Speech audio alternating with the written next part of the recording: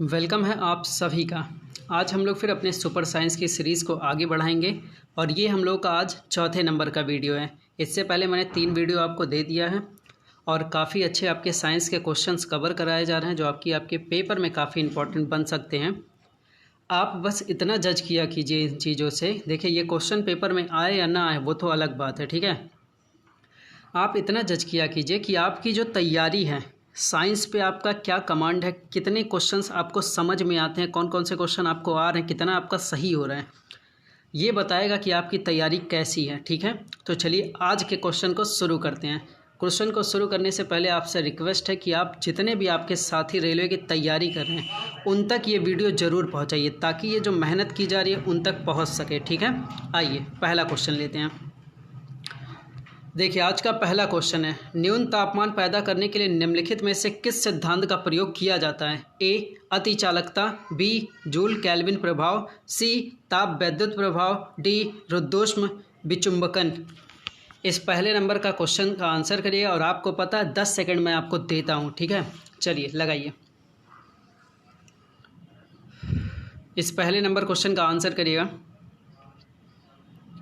तो इस पहले नंबर क्वेश्चन का जितने लोगों ने ऑप्शन दिया डी रुद्धोष्म विचुंबकन, वे सारे लोग एकदम सही हैं, ठीक है। ये देखिए, एक ऐसी विधि होती है जो परम शून्य ताप की प्राप्ति की दिशा में विशेष महत्वपूर्ण होता है, ठीक है।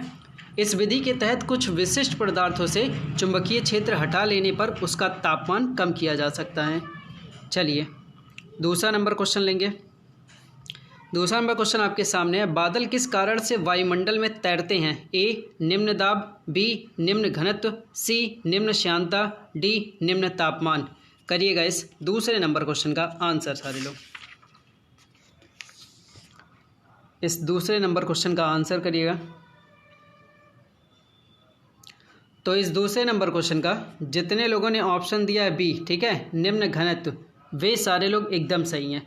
बादल जो है पानी या बर्फ़ के हज़ारों नन्हे नन्हे कणों में मिलकर बनता है, ठीक है, और इसका घनत्व तो बहुत ही कम होता है। नन्हे नन्हे कण होते हैं तो बहुत ज़्यादा घनत्व तो कम होता है और हवा में आसानी से तैर पाते हैं। तो इसी वजह से कि ये ऐसा होता है कि ये गर्म हवा ऊपर उठती है और ठंडी हो जाती है और ये तैरने लगते हैं, ठीक है। चलिए लेते हैं तीसरा नंबर क्वेश्चन। निम्न में से कौन सा सदा उस वस्तु की छोटी छवि बनाएगा जो उसके सामने रखी जाएगी? ए समतल दर्पण, बी उत्तल दर्पण, सी उत्तल लेंस, डी अवतल दर्पण। करिएगा इस तीसरे नंबर क्वेश्चन का आंसर सारे लोग। इस तीसरे नंबर क्वेश्चन का आंसर करिएगा। तो इस तीसरे नंबर क्वेश्चन का जितने लोगों ने ऑप्शन दिया है बी उत्तल दर्पण, वे सारे लोग एकदम सही हैं। आपको पता है कि ये प्रतिबिंब हमेशा सदैव वस्तु से छोटा, सीधा और आभासी बनाता है, ठीक है। चलिए लेते हैं चौथा नंबर क्वेश्चन। देखिए चौथा नंबर क्वेश्चन आपके सामने है, सर सीवी रमन को उनके लिए प्रयोग के लिए नोबेल पुरस्कार प्रदान किया गया था। ए प्रकाश परावर्तन, बी प्रकाश विक्षेपण, सी प्रकाश प्रकीर्णन, डी प्रकाश परिक्षेपण। इस चौथे नंबर क्वेश्चन का आंसर करिएगा। इस चौथे नंबर क्वेश्चन का आंसर दीजिएगा। तो इस चौथे नंबर क्वेश्चन का जितने लोगों ने ऑप्शन सी लगा दिया है प्रकाश प्रकीर्णन, वे सारे लोग एकदम सही हैं। आपको पता है कि 1930 में सीवी रमन को भौतिकी में जो प्रकाश का प्रकीर्णन था उसके प्रयोग के लिए नोबेल पुरस्कार भी दिया गया था, ठीक है। पाँचवा नंबर क्वेश्चन बढ़ेंगे। जब किसी तालाब के शांत जल में पत्थर फेंका जाए तो तालाब में जल के पृष्ठ पर उठने वाली लहरें होती हैं। ए अनुदैर्घ्य, बी अनुप्रस्थ, सी अनुदैर्घ्य और अनुप्रस्थ दोनों, डी लहरें पैदा नहीं होती। इस 5 नंबर क्वेश्चन का आंसर करिएगा। इस 5 नंबर क्वेश्चन का आंसर करिएगा। तो इस 5 नंबर क्वेश्चन का जितने लोगों ने ऑप्शन दिया है सी अनुदैर्घ्य और अनुप्रस्थ दोनों, वे सारे लोग एकदम सही हैं। आपको पता है किसी भी शांत जल में अगर कोई पत्थर का टुकड़ा फेंका जाएगा तो जहाँ पर पत्थर गिरता है उस स्थान पर एक विक्षोभ उत्पन्न हो जाता है, ठीक है। और ये जो उत्पन्न होता है इसे तरंग की गति दिशा माध्यम कणों के कंपन की दिशा में अनुदैर्घ्य बोला जाता है और माध्यम के कणों के कंपन की दिशा को लंबवत अनुप्रस्थ बोला जाता है, ठीक है। दोनों इसका मतलब 6 नंबर क्वेश्चन, स्टेथोस्कोप किस सिद्धांत पर काम करता है? ए धारा का ध्वनि में रूपांतरण करता है, बी ध्वनि का धारा में रूपांतरण करता है, सी ध्वनि का परावर्तन होता है, डी प्रकाश का परावर्तन होता है। इस 6 नंबर क्वेश्चन का आंसर करिएगा। इस 6 नंबर क्वेश्चन का आंसर दीजिएगा। तो इस 6 नंबर क्वेश्चन का जितने लोगों ने ऑप्शन सी लगा दिया है, ध्वनि का परावर्तन, वे सारे लोग एकदम सही हैं। स्टेथोस्कोप से हृदय की धड़कन, हार्ट बीट मापी जाती है, ठीक है। और ये स्टेथोस्कोप जो होता है ध्वनि के परावर्तन के सिद्धांत पर कार्य करता है। चलिए आते हैं 7वें नंबर क्वेश्चन की तरफ। 7 नंबर क्वेश्चन आपकी तरफ है, पत्थर को ठोकर मारने से व्यक्ति को चोट लगने का कारण? ए जड़त्व, बी वेग, सी प्रतिक्रिया, डी संवेग। इस 7 नंबर क्वेश्चन का आंसर करिएगा। इस 7 नंबर क्वेश्चन का आंसर करिएगा। तो इस 7 नंबर क्वेश्चन का जितने लोगों ने ऑप्शन सी लगाया प्रतिक्रिया, वे सारे लोग एकदम सही हैं। आपको पता है ये न्यूटन का तीसरा नियम है, क्रिया प्रतिक्रिया का कार्य करता है, ठीक है। चलिए 8 नंबर क्वेश्चन में लेंगे। देखिए 8 नंबर क्वेश्चन, चालक का प्रतिरोध किससे बढ़ जाता है? ए लंबाई में वृद्धि, बी तापमान में वृद्धि, सी अनुप्रस्थ काट क्षेत्र में कमी, डी इनमें से सभी। इस 8 नंबर क्वेश्चन का आंसर करिएगा। इस 8 नंबर क्वेश्चन में आंसर दीजिएगा। तो इस 8 नंबर क्वेश्चन का, ठीक है, जितने लोगों ने ऑप्शन दिया डी इनमें से सभी, वे सारे लोग एकदम सही हैं, ठीक है। चलिए आइए लेते हैं 9 नंबर क्वेश्चन। निम्नलिखित में से सबसे बढ़िया रोधी इंसुलेटर कौन सा है? ए लकड़ी, बी कपड़ा, सी कांच, डी कागज। 9 नंबर क्वेश्चन का आंसर करिएगा। 9 नंबर क्वेश्चन का आंसर दीजिएगा। तो इस 9 नंबर क्वेश्चन का जितने लोगों ने ऑप्शन सी लगाया है कांच, वे सारे लोग एकदम सही हैं। इंसुलेटर जानिए वो पदार्थ होता है जिस पर विद्युत क्षेत्र का कोई प्रभाव नहीं पड़ता, ठीक है, जिसमें से होकर विद्युत आवेश का प्रवाह नहीं हो सकता है। तो इसमें कांच सबसे बढ़िया इंसुलेटर है, ठीक है। आइए बढ़ते हैं अपने 10 नंबर क्वेश्चन की तरफ। 10 नंबर क्वेश्चन आपके सामने है, निम्न में से अधिकतम द्रव्यमान किसका है? ए इलेक्ट्रॉन, बी प्रोटॉन, सी न्यूट्रॉन, डी हाइड्रोजन न्यूक्लियस। दीजिएगा इस 10 नंबर क्वेश्चन का आंसर दीजिएगा। इस 10 नंबर क्वेश्चन का आंसर सारे लोग। तो इस 10 नंबर क्वेश्चन का जितने लोगों ने ऑप्शन लगाया सी न्यूट्रॉन, वे सारे लोग एकदम सही हैं, ठीक है। ये अधिकतम होता है क्योंकि इसका जो है मानक 1.00867, ठीक है, तो ये सबसे अधिक होता है। इनमें सबसे कम किसका होता है? तो इलेक्ट्रॉन का कम होता है, ठीक है, 0.00549, ठीक है। 11 नंबर क्वेश्चन पे चलेंगे। पोर्टलैंड सीमेंट में जिप्सम मिलाने से मदद मिलती है? ए सीमेंट के सामर्थ्य बढ़ाने में, बी सीमेंट के शीघ्र जमने में, सी सीमेंट के शीघ्र जमने से रोकने में, डी सीमेंट की लागत कम करने में। इस 11 नंबर क्वेश्चन का आंसर दीजिएगा। इस 11 नंबर क्वेश्चन का आंसर करिएगा। तो इस 11 नंबर क्वेश्चन का जितने लोगों ने ऑप्शन लगाया है सी, ठीक है, सीमेंट को शीघ्र जमने से रोकने पर, वे सारे लोग एकदम सही हैं। पोर्टलैंड सीमेंट में जिप्सम, तो क्या है आपका क्वेश्चन कि पोर्टलैंड सीमेंट का जो आपको बताया गया है, तो इसका आंसर आपने टिक किया होगा। इसका आंसर आपको लिया गया है सी ऑप्शन, ठीक है, सीमेंट को शीघ्र जमने से रोकने के लिए। पोर्टलैंड सीमेंट में जिप्सम, ठीक है, CaSO4 2H2O मिलाने के सीमेंट की उत्कृष्टता बढ़ जाती है, ठीक है। इससे सीमेंट के जमने के समय पर नियंत्रण रखा जा सकता है। तो जितने लोगों ने सी ऑप्शन लगाया वो सारे लोग सही हैं। 12 नंबर क्वेश्चन की बात करेंगे। समुद्री जल को किस प्रक्रिया से शुद्ध किया जा सकता है? ए आसवन विधि द्वारा, बी वाष्पन, सी फिल्टरन, डी प्रभाजी आसवन। इस 12 नंबर क्वेश्चन का आंसर दीजिएगा। इस 12 नंबर क्वेश्चन का आंसर करिएगा।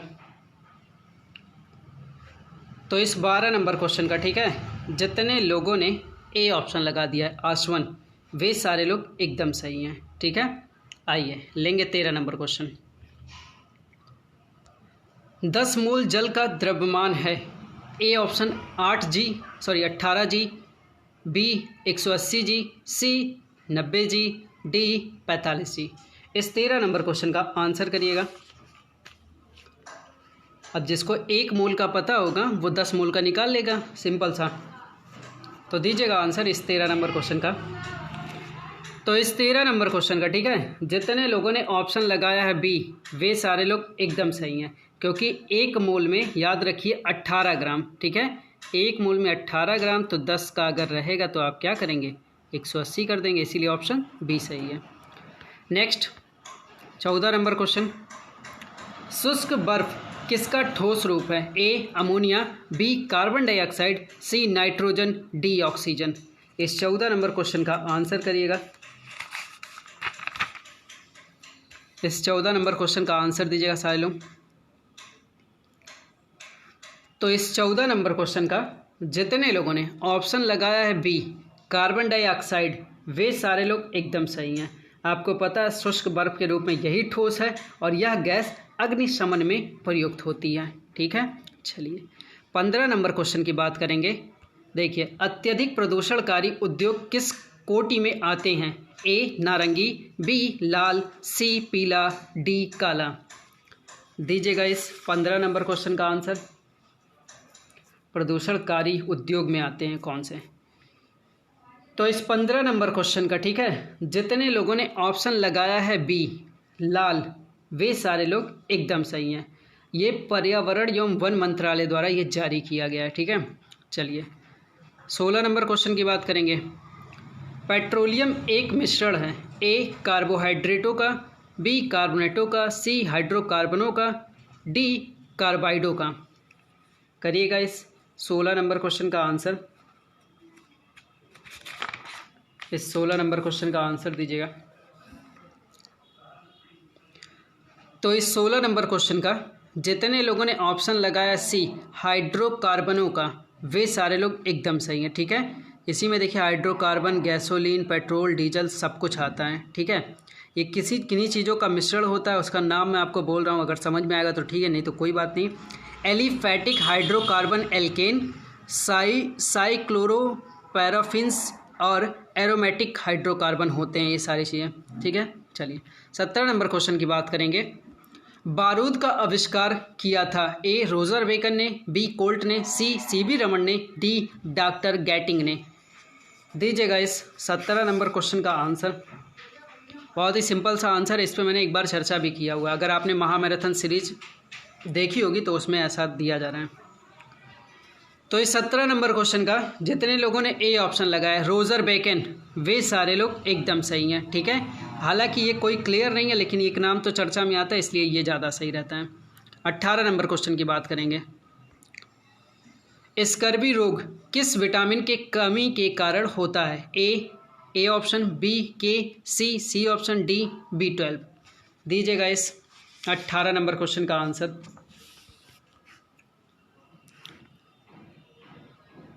तो इस 18 नंबर क्वेश्चन का जितने लोगों ने ऑप्शन सी लगाया, मतलब विटामिन सी, वे सारे लोग एकदम सही हैं। आपको पता है कि इसका जो रासायनिक नाम है वो एस्कॉर्बिक एसिड है, ठीक है।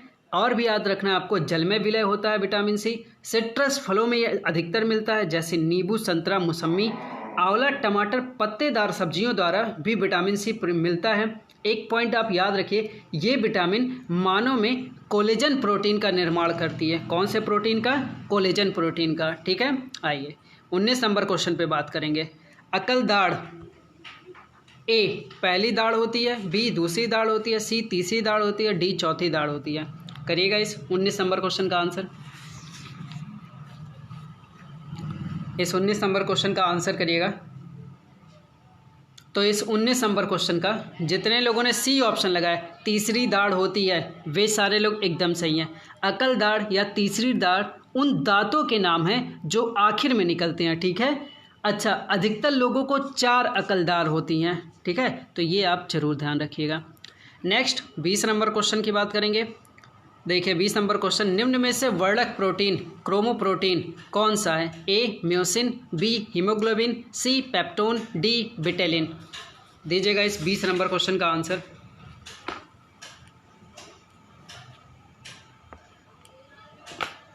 बीस नंबर क्वेश्चन का आंसर करिएगा।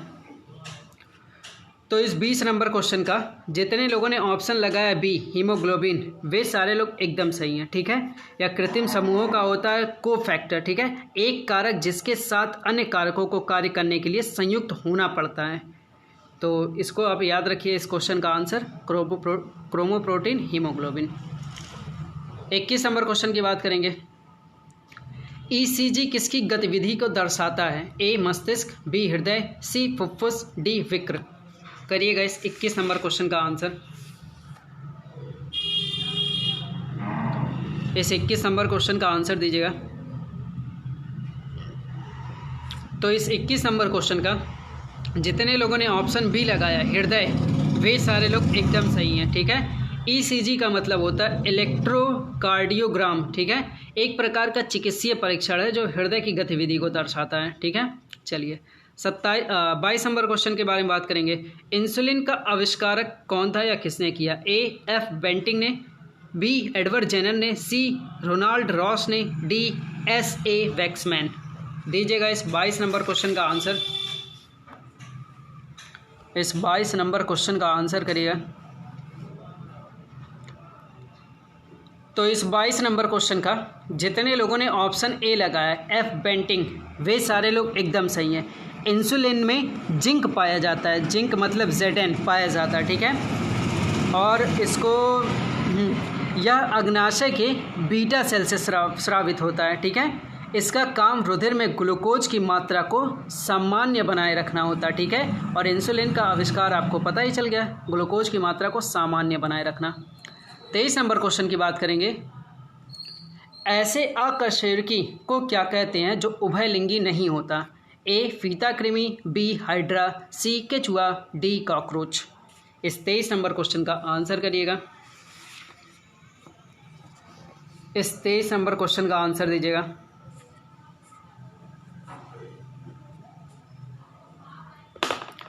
तो इस 23 नंबर क्वेश्चन का, ठीक है, जितने लोगों ने ऑप्शन लगाया है डी कॉकरोच, वे सारे लोग एकदम सही हैं।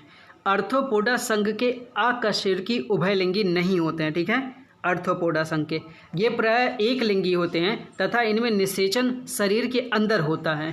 कॉकरोच, खटमल आदि बहुत से कीट हैं इसके अंतर्गत आते हैं, ठीक है। तो याद रखिए आर्थ्रोपोडा संघ का। 24 देखिएगा। जीवाणु कोशिका में सूत्र कणिका की संख्या है? ए 1, बी 2, सी अनेक, डी 0। दीजिएगा इस 24 नंबर क्वेश्चन का आंसर सारे लोग। इस 24 नंबर क्वेश्चन का आंसर करिएगा। तो इस 24 नंबर क्वेश्चन का जितने लोगों ने ऑप्शन दिया डी 0, वे सारे लोग एकदम सही हैं। जीवाणु कोशिका में सूत्र कणिकाओं की संख्या 0 होती है क्योंकि बैक्टीरिया प्रोकैरियोटिक जीव हैं, ठीक है। चलिए 25 नंबर और आखिरी क्वेश्चन आपके सामने। पेनिसिलिन किससे प्राप्त की जाती है? ए फफूंद, बी शैवाल, सी वायरस, डी जीवाणु। इस 25 मतलब आखिरी नंबर क्वेश्चन का आंसर करिएगा।